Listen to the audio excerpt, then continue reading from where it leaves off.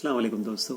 आज की वीडियो में हम बात करने वाले एक बहुत ही पावरफुल टूल के बारे में, मेंबर ऑफ पार्लियामेंट का परफॉर्मेंस स्कोर बोर्ड। ओके, इस स्कोर बोर्ड की मदद से आप किसी भी एमपी का काम 0 से 100 तक रेट कर सकते हो और ये आपके लिए भी फ़ायदेमंद होगा। ओके, तो एक वोटर अपने एमपी का जेन्यून डेटाबेस परफॉर्मेंस चेक कर सकता है। तो चलिए शुरू करते हैं।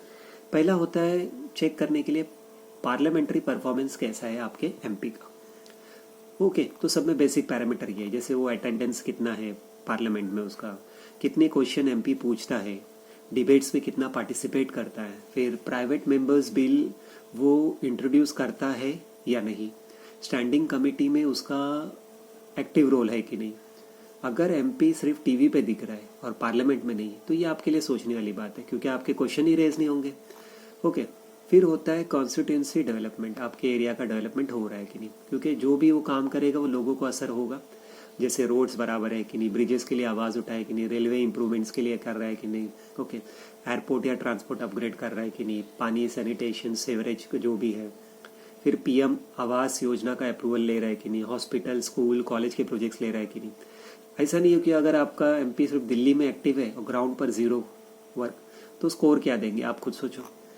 फिर होता है एमपी लैड्स फंड यूटिलाइजेशन, यानी मेंबर ऑफ पार्लियामेंट को लोकल एरिया डेवलपमेंट फंड मिलता है। ओके, तो हर एमपी को करीबन 5 करोड़ मिलता है। ओके, तो क्या वो फंड का वो 80 से 100% यूज़ करता है कि नहीं, कौन से प्रोजेक्ट आपके डाइवर्स है, ओके, उसके जो भी खर्चा कर रहा है वो ट्रांसपेरेंट है कि नहीं, वो सबको बता के कर रहा है कि नहीं, बेनिफिशियरी जो है वो रियल है कि नहीं तो कभी कभी बताते कि ये इसने फ़ायदा उठाया और उसका इंटरव्यू लेने जाते तो उसको कुछ भी नहीं मिला। तो एमपी लैट फंड अगर यूज़ नहीं हो रहा है तो आपका डेवलपमेंट रुक जाएगा, तो आपको सोचना ही है। फिर होता है employment and youth development, youth के लिए एमपी क्या कर रहा है, यानी नौजवानों के लिए। ओके, वो जॉब फेयर रख रहा है, उनकी नौकरी का कर रहा है, उनका स्किल डेवलपमेंट कर रहा है कि नहीं, छोटे छोटे स्टार्टअप ले रहा है कि नहीं, इंडस्ट्री को टाइप्स कर रहा है कि नहीं, सेल्फ एम्प्लॉयमेंट के लोन्स की फैसिलिटेशन करना है, क्योंकि ग्राउंड पॉलिटिक्स से यूथ पॉलिटिक्स होगा। फिर उसकी पब्लिक रीच और एक्सेसिबिलिटी कितनी है, सबसे इंपॉर्टेंट है, क्या वो पब्लिक से मिल रहा है कि नहीं, वीकली जनता दरबार रख रहा है कि नहीं, ऑफिस कंप्लेंट सॉल्व कर रहा है कि नहीं उसका एमपी ऑफिस, फिर जो बुजुर्ग है, औरतें हैं, एनजीओ है, सब उसको मिल सकते हैं कि नहीं, उनके लिए कुछ कर रहा है कि नहीं, जैसे कोई जैसे छोटा मोटा कुछ कट्टा ओपन किया उसने, उधर न्यूज़पेपर्स वगैरह। तो सिर्फ सोशल मीडिया पे एक्टिव होना काफ़ी नहीं है, ग्राउंड पे दिखना ज़रूरी है। तो फाइनल स्कोर आप उस बेसिस पे दो। ओके, स्कोर की बेसिस 80 to 100 रखो, एक्सेलेंट हो गया, 60 to 79 गुड हो गया, 40 to 59 एवरेज हो गया और 0 to 39 पुअर हो गया।